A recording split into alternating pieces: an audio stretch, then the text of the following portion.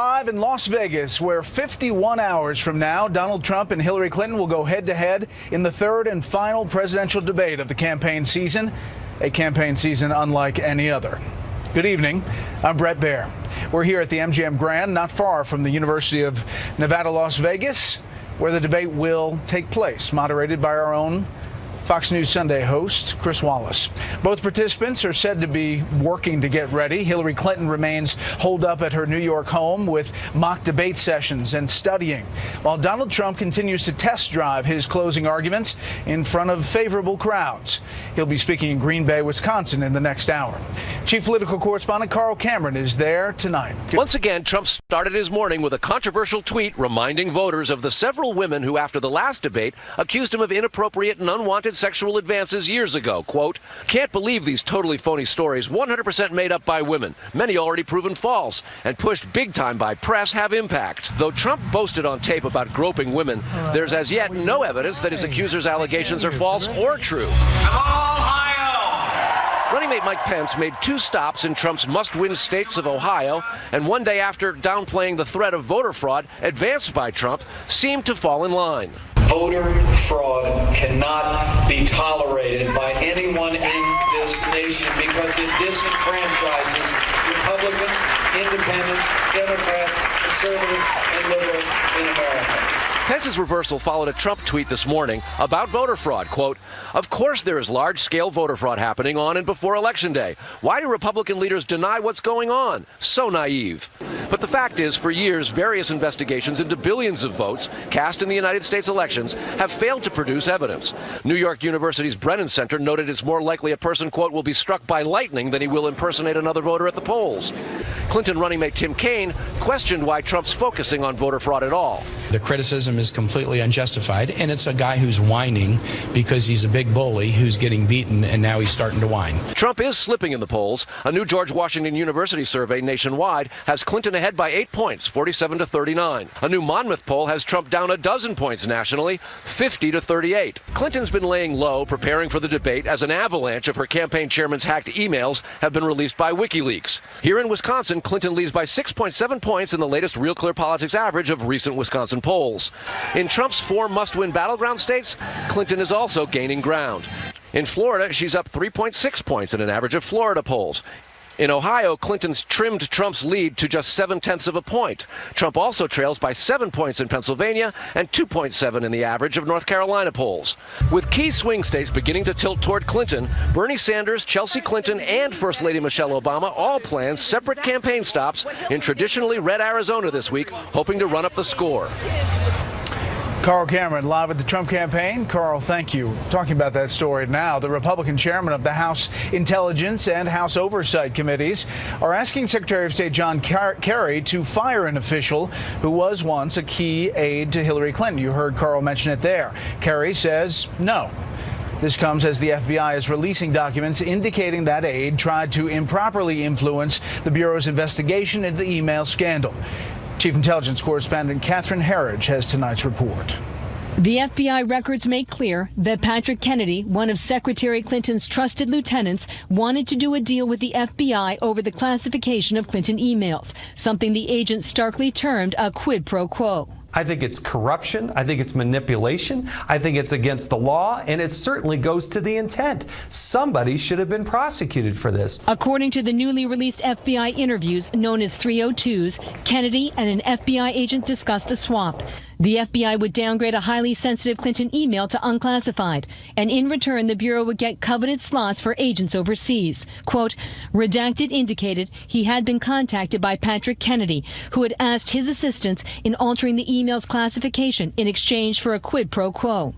At a follow-up meeting with intelligence agency reps, the documents show Kennedy was determined to shield the emails from public release. Quote, Kennedy spent the next 15 minutes debating the classification of the email and attempting to influence the FBI to change its markings. It wasn't some simple mistake that Hillary Clinton said it was. This is a concerted effort by a number of people to manipulate what was given to Congress, make sure that it never saw the light of day, and support Hillary Clinton. The email dealt with the 2012 Benghazi terrorist attack, where 4 Americans, Ambassador Chris Stevens, Foreign Service Officer Sean Smith, and former Navy SEALs Ty Woods and Glenn Doherty were killed. The FBI official responsible for classifying records said, quote, "State has an agenda, which involves minimizing the classified nature of the Clinton emails in order to protect state interests and those of Clinton." Is that in keeping with the high ethical standards of the State Department? We, Pat Kennedy, all of us at the State Department are going to make their case as best they can. That's called interagency exchange and the kind of discussions that we carry out all the time. You're saying the FBI agent either got it wrong or is lying in this 302? As I understand this, Catherine, this was any idea or any really assertion that this was somehow tit for tat or a quid pro quo exchange of in that manner really, frankly, is insulting. While the email's classification was never changed, legal experts said today even the discussion of a backroom deal violates federal law. Brett. Catherine, thank you. Well, almost every day, WikiLeaks has been releasing another batch of several hundred to several thousand emails. There is so much, we have a team of producers to go through each email looking for news. Tonight, we're trying to give you a sense of the highlights so far. Not only what has been most covered, which is who's behind the attack or believed to be behind the hack, but also the substance of what's inside these emails. A deep dive into the WikiLeaks releases, what's happening and why, and where are we right now. Here's Chief National Correspondent Ed Henry. The United States strongly condemns the illegal disclosure of classified information. It was 6 years ago next month when a titanic clash started between one of the most powerful women in the world, Hillary Clinton, and a man who is the previously little-known founder of WikiLeaks, Julian Assange. She should resign if it can be shown that she was responsible. He rattled the American Secretary of State in November of 2010 by leaking out 250,000 classified diplomatic cables. It puts people's lives in danger, threatens our national security. And now Assange may be threatening no less than Clinton's path to the Oval Office from the most unlikely of places, Assange's tiny bedroom at the Ecuadorian embassy in London, from which he has now directed the theft and release of more than 10,000 emails from the personal account of Clinton campaign chairman John Podesta. The stuff she says, those emails, is disqualifying for being president of the United States. There's a public Hillary and a private Hillary. But don't just take it from Rudy Giuliani. In one email, Clinton herself used a paid Wall Street speech to explain away her flip-flop on the Trans-Pacific Partnership trade deal by saying, quote, "If everybody's watching, all of the backroom discussions and the deals, then people get a little nervous, to say the least. So you need both a public and a private position." Beyond top aides like Podesta and Jennifer Palmieri using email exchanges to trash various blocks of voters, from Catholics and Hispanics to African-American leaders and Southerners, perhaps the most jarring part is that the most savage criticism of Clinton is coming not from conservatives, but insiders like Joel Benenson, who fires off an email asking what the candidate actually believes and wants as her core message, while outside advisor Neera Tanden seemed despondent about the email scandal, declaring that apologizing was Clinton's Achilles heel, writing to Podesta in late August 2015, quote, "Her inability to just do a national interview and communicate genuine feelings of remorse and regret is now, I fear, becoming a character problem, more so than honesty." The emails have also not been a good look for President Obama, who's been aggressively campaigning for Clinton to succeed him. That's why I believe that she is more qualified to be President of the United States of America. In a March 4th, 2015 email, one day after Republican Trey Gowdy issued a subpoena for Clinton's emails to be preserved, and just weeks before thousands of them were deleted with BleachBit, Podesta writes to top Clinton aide Cheryl Mills in a note marked special category, quote, "Think we should hold emails to and from POTUS?" Even though Clinton vowed repeatedly all work-related emails were turned over, and the president had said he didn't really email with her. Did you know about Hillary Clinton's use of private email server? No. While she was Secretary of State? No. Last December, after the San Bernardino massacre that left 14 people dead, Podesta sent an email suggesting it would be better for the campaign if a non-Muslim had led the terror attack. After a Clinton aide noted that MSNBC host Christopher Hayes had tweeted the name of the suspect, Saeed Farouk, staffer Karen Finney wrote, "Damn," while Podesta responded, better if a guy named Saeed Farouk was reporting that a guy named Christopher Hayes was the shooter. In the battle against ISIS, Clinton herself sent Podesta a shocking email taking aim at 2 U.S. allies. Clinton writing in 2014, the U.S. government needed to, quote, bring pressure on the governments of Qatar and Saudi Arabia, which are providing clandestine financial and logistic support to ISIL and other radical Sunni groups in the region. Yet when it comes to Qatar, the WikiLeaks dumps also show that 2 years earlier, Bill Clinton had no trouble accepting big money from that same country for the Clinton Foundation. An email showing officials from Qatar, quote, would like to see WJC for 5 minutes in New York to present $1 million check that Qatar promised for the former president's birthday in 2011. Another leaked email reveals a prominent law firm was quietly brought in to audit the foundation and found, quote, some interviewees reported conflicts of those raising funds or donors, some of whom may have an expectation of quid pro quo benefits in return for gifts. That review sparked by a dispute between Chelsea Clinton and insider Doug Band. Band writing to Podesta and Mills, as they say, the apple doesn't fall far. A kiss on the cheek while she is sticking a knife in the back and front. If Clinton's paid speech transcripts had leaked out during the heated Democratic primary, Senator Bernie Sanders may have been able to take the nomination by proving Clinton's coziness with Wall Street. And if it is such a great speech, the secretary should share it with the whole world. While the Clinton camp has not denied the authenticity of the emails, they are lashing out. They're part of an effort by both Russia and WikiLeaks, and neither of those are kind of neutral transmitters of information.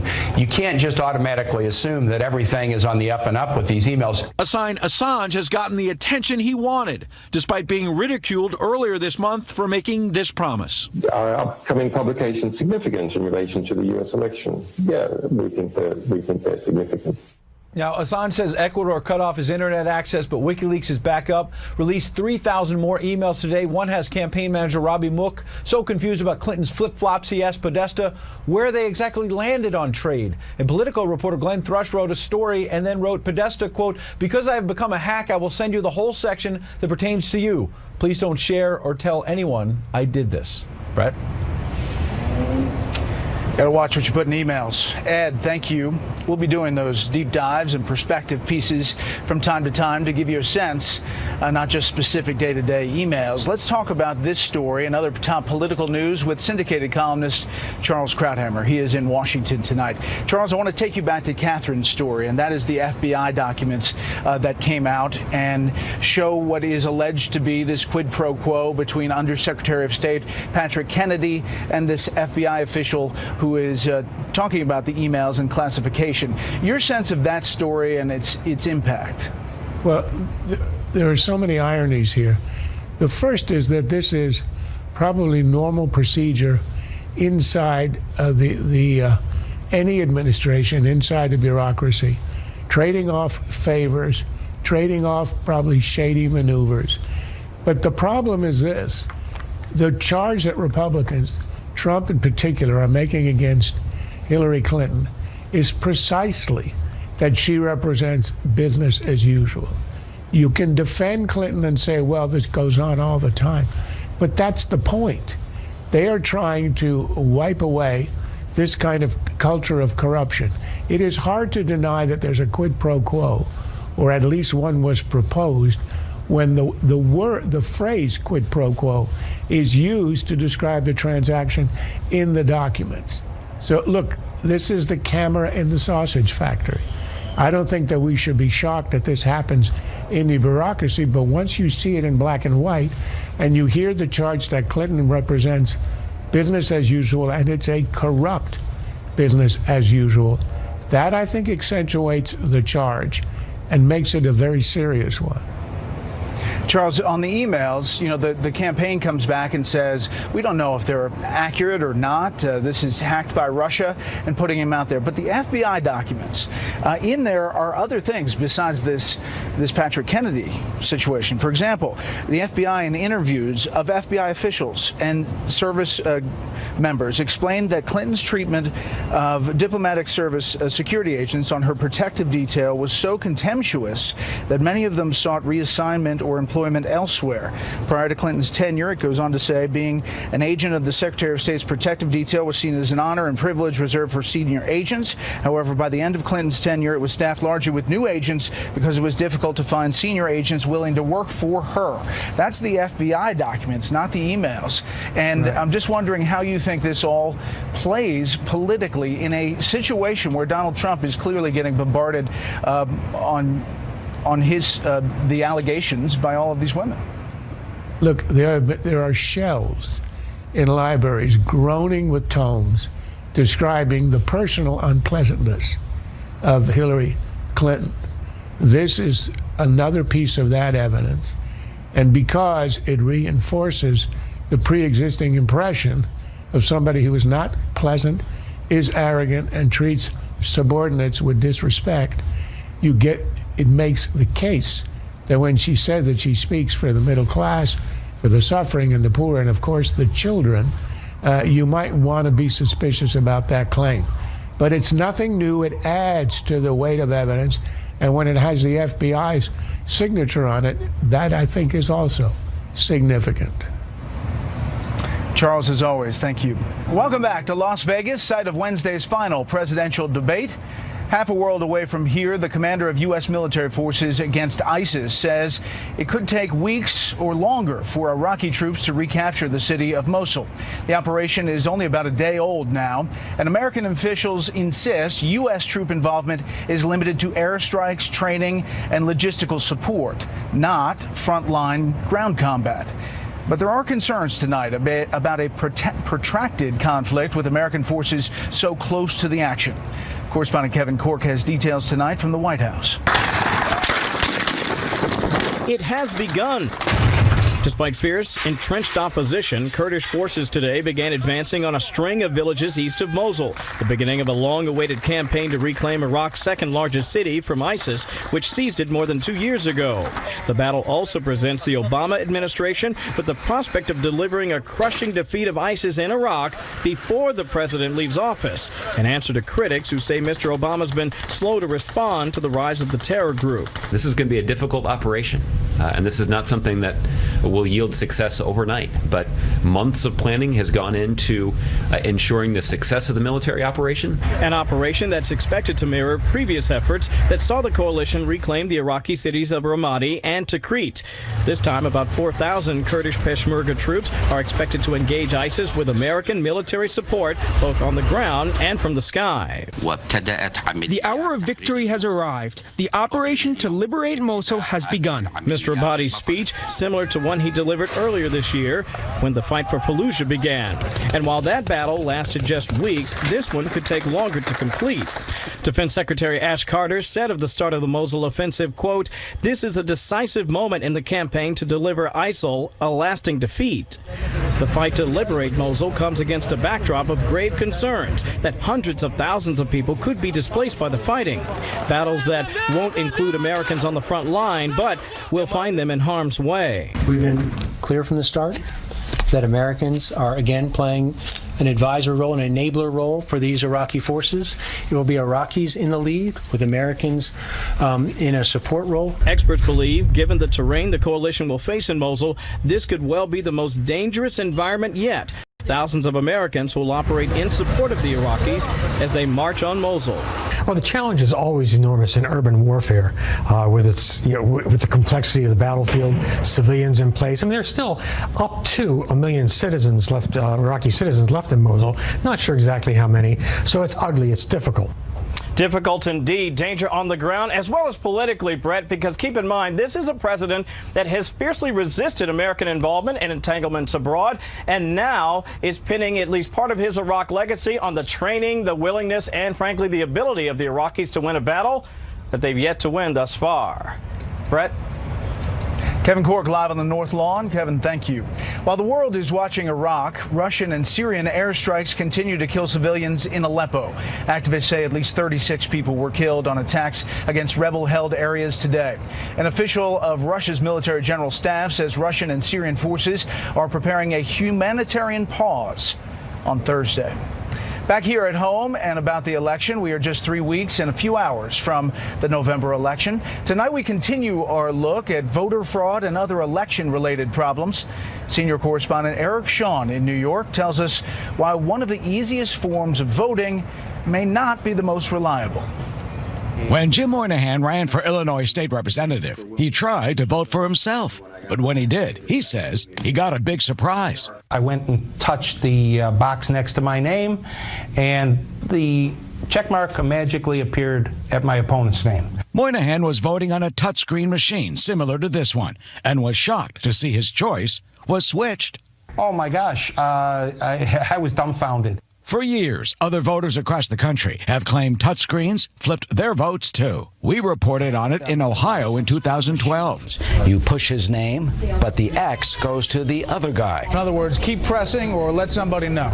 Jim says that's exactly what he did 6 or 7 times. Because I kept pushing in different areas to try to find out how the heck am I going to get that check mark in my box? Can a touchscreen switch a vote? People say that they can. I've never seen it do it, and I work with them all the time. Patricia Kolb is the county clerk in Warren County, New Jersey, where touchscreens have been used for a decade. She knows of no case where a vote was switched and says poll workers can be alerted if there is a problem. A paper receipt is spat out that shows the voter selections before they then confirm their vote. You're touching a machine. You don't know what's happening, but if you can see that paper, you know, okay, this is what's being recorded. Stay there, make sure that the vote registers for who you want it to register for. Jim voted in Chicago, and the Cook County Clerk's office told us his machine had what's called a calibration error. That's the common reason someone's choice on a screen could be changed. Officials say they did take the machine offline and no incorrect vote was actually registered. Jim was able to finally vote for himself, but he could have used some more. It turned out he lost the race. Brett? Eric, thank you. Talking for a few minutes now about polls, specifically what it means when a poll's weighted.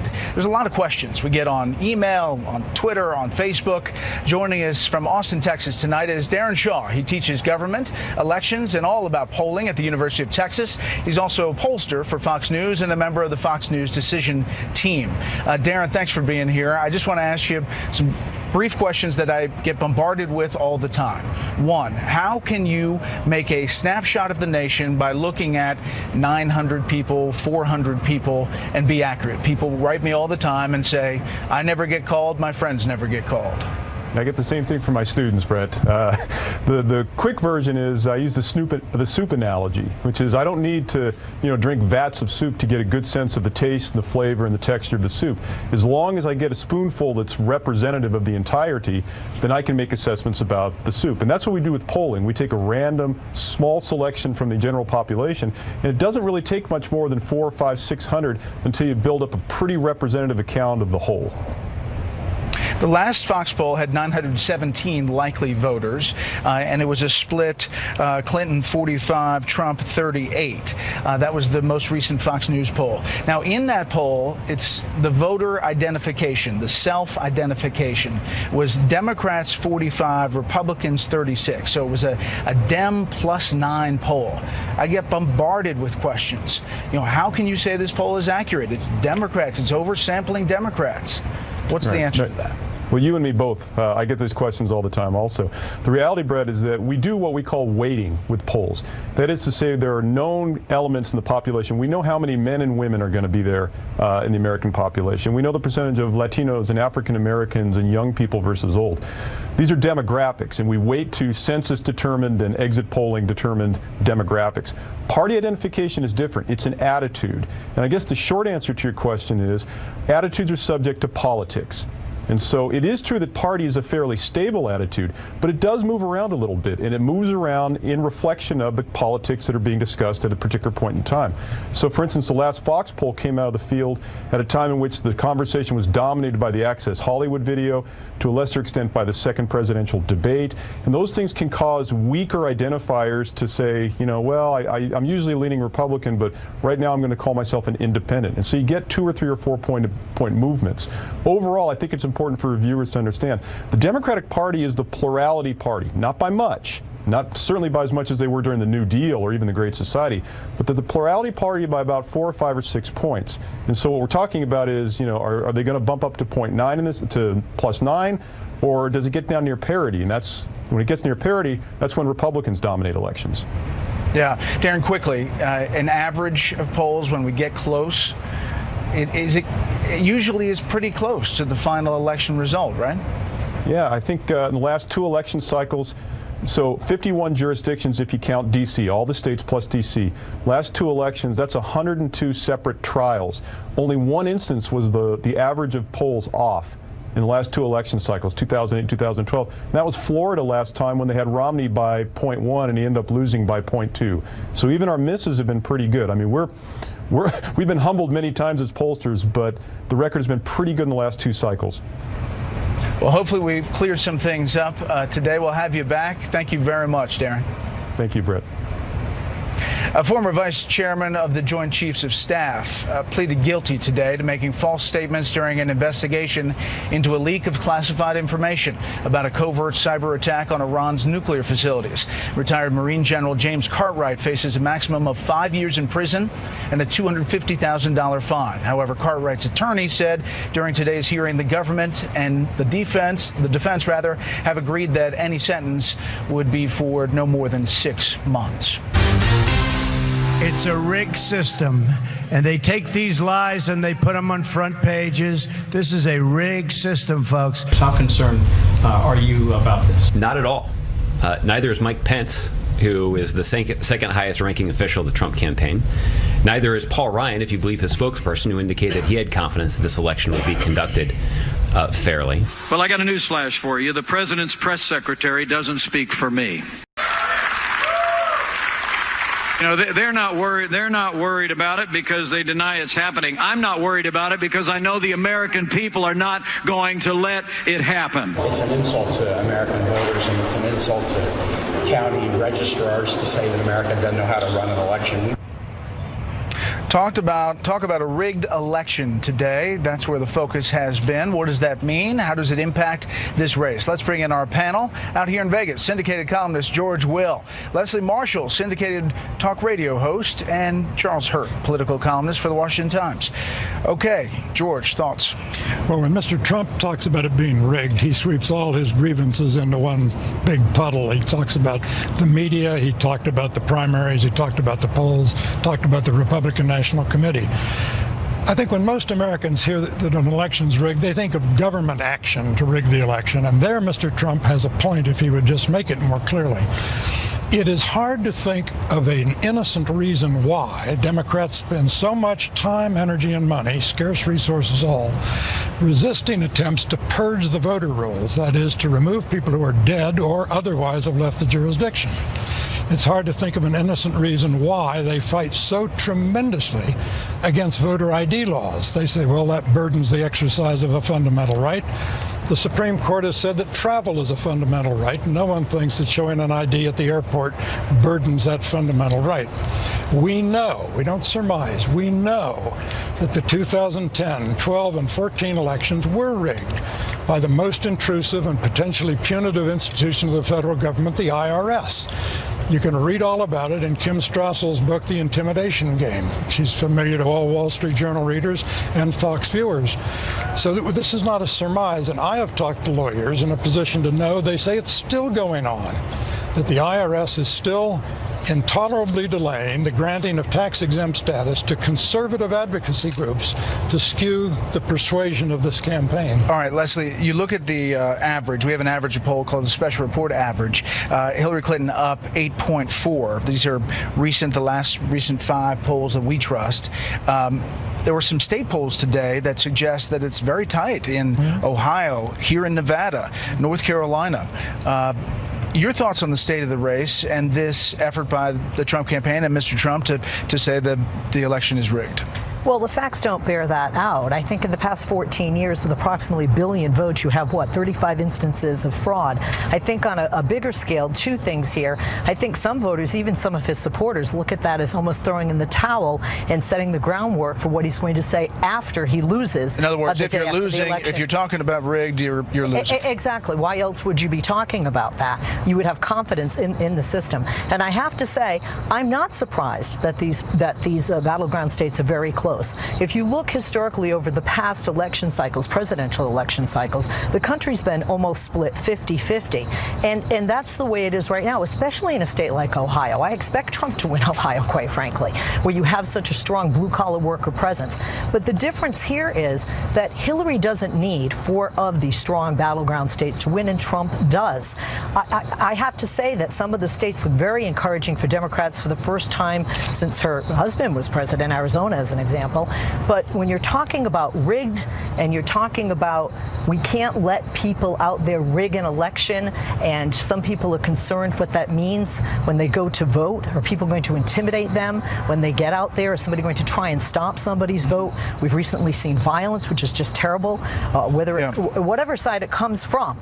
At the end of the day, no, the stats just don't bear that these elections are rigged. I think it makes you look like you're hurting, and you know you're going to lose the race. I'm not surprised that they're tight. Yeah. But she doesn't need, for example, Ohio. He needs it to win it. She does not. She needs to. I mean, he needs to run the table. Charlie, he's firing up his supporters, trying to tamp down hers, I guess, strategically. Yeah, and trying to make sure that every single one of his supporters does show up, and that they don't give up, because, you know, the media has done a very good job of making it seem like Hillary Clinton has already won and it's all over and everybody go home. Going back to something that George said that I think is so true, is that, that Donald Trump has always done he kind of rolls all of his grievances into one thing.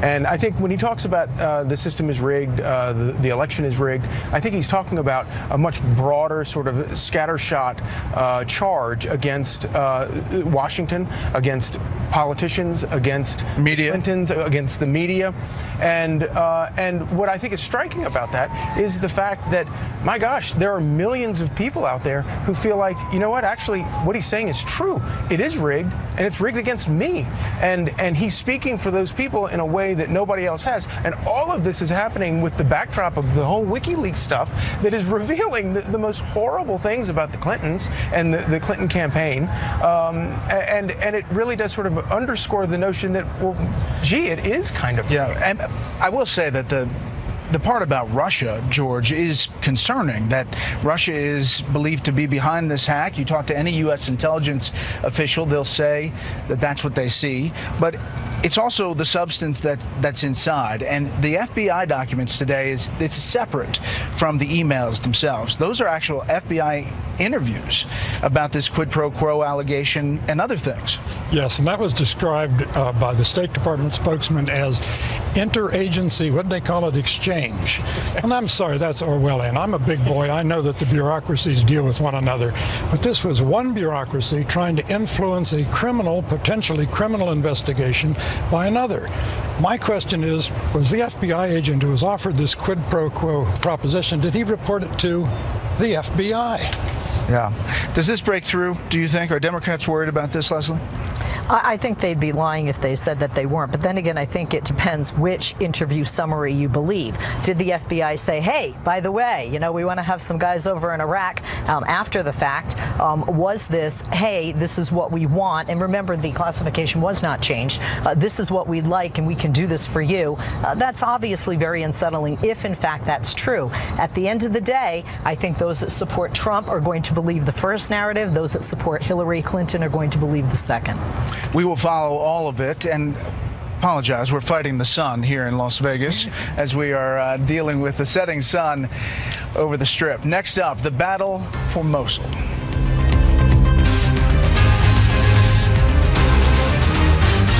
This operation to regain control of Iraq's second largest city will likely continue for weeks, possibly longer. But to be clear, the thousands of combat forces who will liberate Mosul are all Iraqis. ISIL is defeatable. and we'll see that in Mosul. Americans are in harm's way as part of this fight. There will be dug-in troops, there will be tunnels, there will be suicide bombers, improvised explosive devices. The battle for Mosul is on, now 1 day old. As we told you yesterday, started with the Iraqi Prime Minister's announcement. Take a look at the map. Mosul is surrounded by areas controlled by ISIS, but the city itself has roughly 1 million people there and some 4,000 diehard ISIS fighters. Now, you look at the U.S. troops in the area, it has steadily increased since June of 2014.